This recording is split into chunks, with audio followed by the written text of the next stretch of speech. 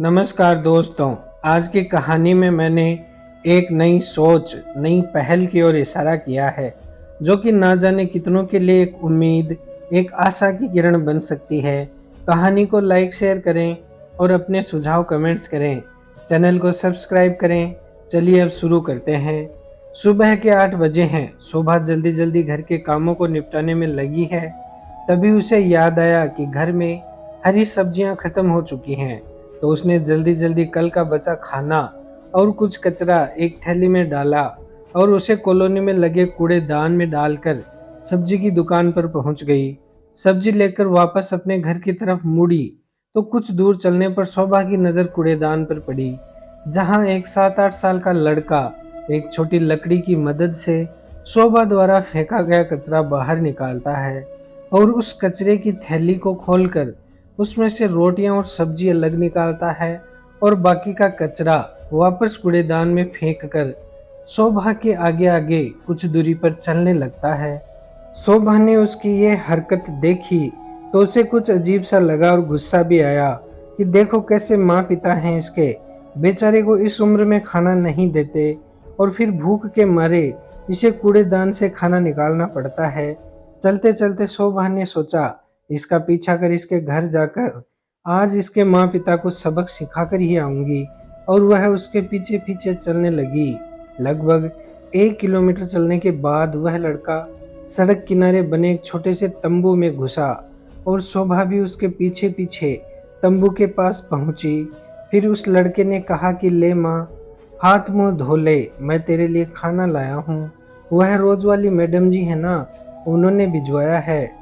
और शेरू कहाँ है, कुछ उसे भी खिला देता। तंबू के गेट पर खड़ी शोभा से अनजान वह बच्चा एक चारपाई पर लेटी लगभग 80 साल की बुढ़िया को खड़ा करने की कोशिश कर रहा था।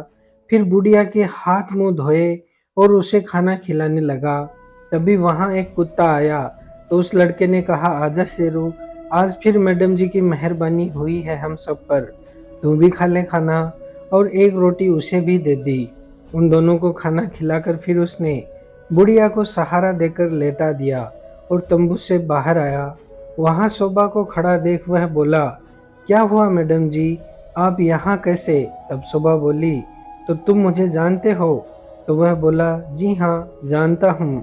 अब आपकी वजह से सप्ताह में 3-4 बार हम गरीबों को पेट भरकर खाना मिलता है, तो आपको कैसे नहीं जानूंगा। फिर वह एक टूटी सी कुर्सी तंबू से लाया, अपने नन्हे हाथों से उस पर लगी धूल को पोंछा और शोभा से बैठने का आग्रह किया।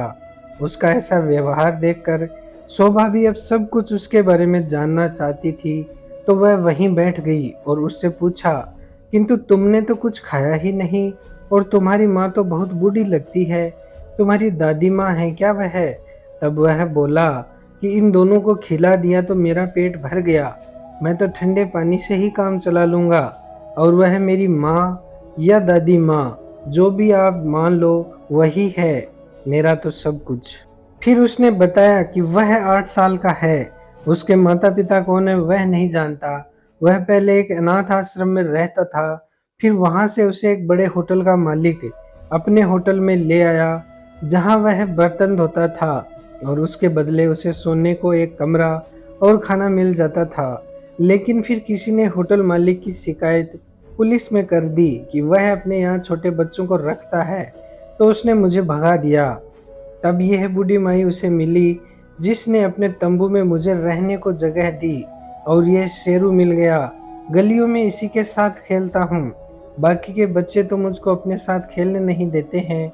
भीख मांगता हूँ तो लोग गालियाँ देते हैं, काम मुझे कोई आता नहीं है। तो फिर मेरे खाने का प्रबंध तो कूड़ेदान से ही हो पाता है।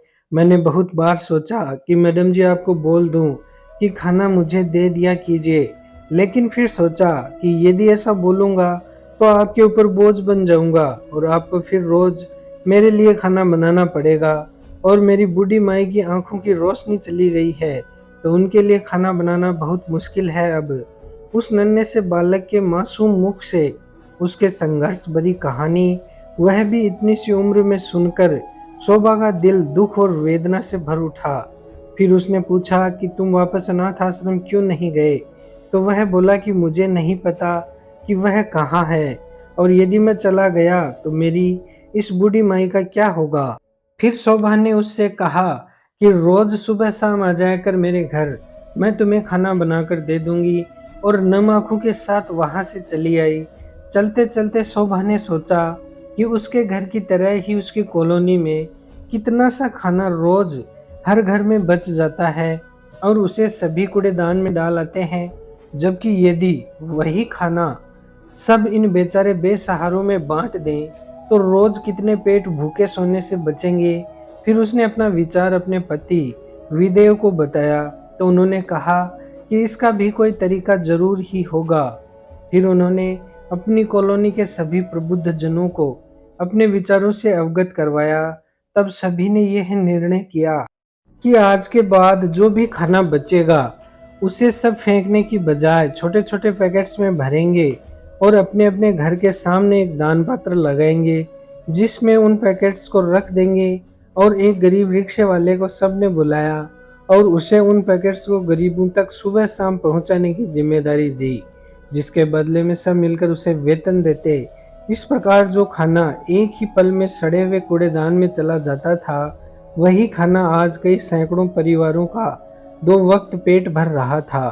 फिर शोभा व उसकी कॉलोनी की कुछ सहेलियों ने मिलकर यह निर्णय किया कि सप्ताह में 3 दिन वे सब जो किट्टी पार्टी करती हैं उसकी बजाय उन 3 दिनों में गरीब बच्चों को पढ़ाएंगी। और उसके लिए उन्होंने एक भवन को भी तैयार किया।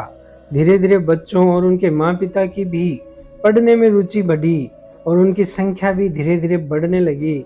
इस प्रकार एक नन्हे से विचार से समाज में एक नई पहल, नई किरण का उदय हुआ और नन्ही नन्ही आंखों के छोटे छोटे सपनों को नई पंखों और एक उम्मीद का सहारा मिला। दोस्तों, कहानी अच्छी लगे तो लाइक शेयर करें और अपने सुझाव कमेंट्स करें। चैनल को सब्सक्राइब करना ना भूलें। जय हिंद, वंदे मातरम।